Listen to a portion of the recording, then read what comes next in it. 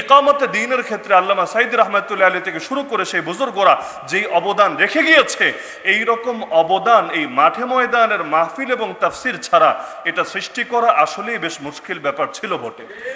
এই বাস্তবতা আমরা বুঝি বা না বুঝি, জালেমরা ঠিকই বোঝে। যদি নাই বুঝতো তাহলে কি দরকার ছিল এই মানুষটাকে এভাবে নির্মমভাবে শহীদ করা? কি দরকার ছিল তার জানাজাটা পর্যন্ত ঠিকভাবে আদায় করতে না দেওয়া? কারণ ওরা ভালো করে জানে, এক আগুন থেকে যদি হাজারো আগুন জ্বালানো হয় তবুও প্রথম আগুনটা কমে না। এই মাঠে ময়দানে যারা আলোচনা করেন তাদের নিজেদের ভেতরে যদি আগুন থাকে আর সেই আগুন যদি সারা দেশের মধ্যে তারা ছড়িয়ে দিতে পারে, আমি মনে করি বাংলার জমিনে ইসলামের বিজয়কেও ঠেকিয়ে রাখতে পারবে না।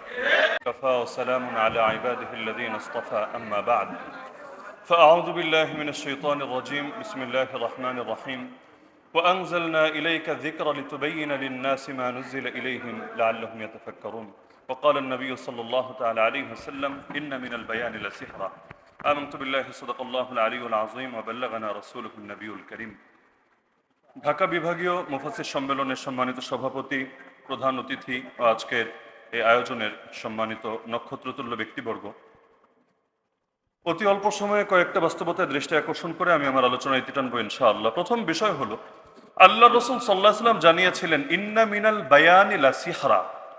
যেই হাদিসের দুইটা অনুবাদ করা যায়, প্রশংসা হিসাবে উপস্থাপন করা যায়, নিন্দা হিসাবে উপস্থাপন করা যায়, এবং মুহাদ্দিসিনে কেরাম দুইভাবে ব্যাখ্যা করেছেন। ইন্না মিনাল বায়ানি লাসিহরা, কিছু কিছু বক্তৃতা আছে জাদুর মতো।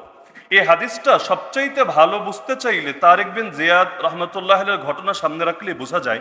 যেই সময় বাহিনী নিয়ে তিনি সেখানে গিয়ে উপস্থিত হলেন, পেছন দিকে আছে সমুদ্র, সামনের দিকে আছে দুশমনের বাহিনী। তিনি আদেশ দিলেন সবগুলো জাহাজকে পুড়িয়ে ছাই করে দাও। সকলে অবাক হয়ে গেল যে এখন যদি জাহাজ পুড়িয়ে ফেলে তাহলে পরবর্তী পরিণতি কি হবে।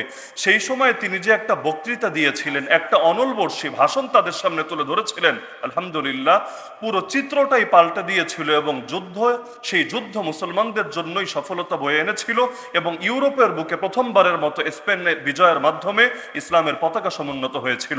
এখান থেকেই বোঝা যায় যে মাঠে ময়দানের বয়ান বক্তৃতাকে অনেকে তাচ্ছিল্যের নজরে দেখে।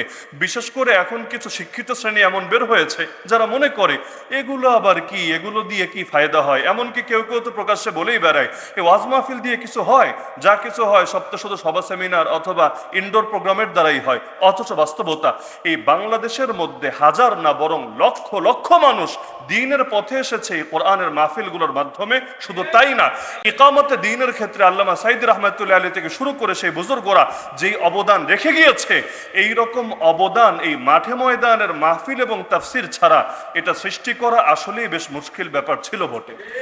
এই বাস্তবতা আমরা বুঝি বা না বুঝি, জালেমরা ঠিকই বোঝে। যদি নাই বুঝতো তাহলে কি দরকার ছিল এই মানুষটাকে এভাবে নির্মমভাবে শহীদ করা? কি দরকার ছিল তার জানাজাটা পর্যন্ত ঠিকভাবে আদায় করতে না দেওয়া? কারণ ওরা ভালো করে জানে, এক আগুন থেকে যদি হাজারো আগুন জ্বালানো হয় তবুও প্রথম আগুনটা কমে না।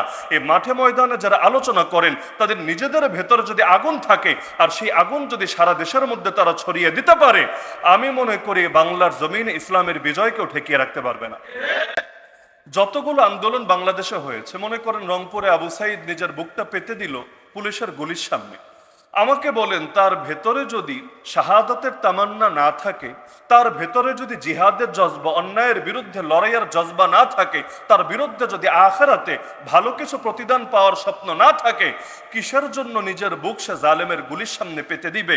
তাহলে এখান থেকেই কি প্রমাণিত হয় না যে তার ভেতরেও এই যে জিহাদের জজবা, এই যে শাহাদাতের তামান্না, এই যে আখিরাতে উত্তম কিছু পাওয়ার প্রেরণা, এটাও কোনো না কোনো মুফাসসির, কোনো না কোনো দায়ী, কোনো না কোনো দ্বীনের সৈনিকের মাধ্যমে প্রবেশ করেছে। সময় 4 মিনিট দিয়েছিল, আমি সেই অনুপাতে আলোচনা শুরু করেছিলাম। যাই হোক, সমস্যা নেই। আখিরু দাওয়ানা আলহামদুলিল্লাহ।